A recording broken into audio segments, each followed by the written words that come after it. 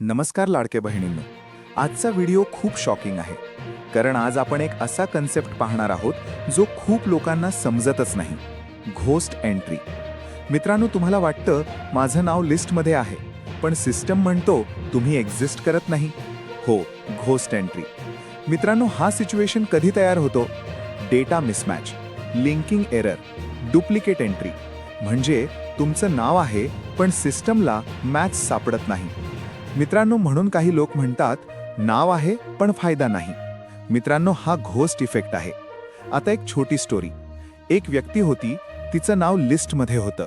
ती खात्रीत होती मला पैसे मिळणार, पण महिने गेले काहीच झालं नाही. नंतर चेक केलं तर नावात स्पेलिंग मिसमॅच होता. मित्रांनो, छोटा एरर, मोठा प्रॉब्लेम. आता क्वेश्चन, सोल्युशन काय? नाव, आधार, बँक डिटेल मॅच करा, डुप्लिकेट एंट्री चेक करा, लिंकिंग व्हेरीफाय करा.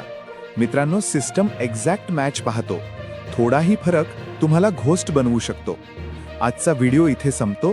लक्षात ठेवा, लिस्टमध्ये असणं पुरेसं नाही, सिस्टममध्ये मॅच असणं गरजेचं आहे.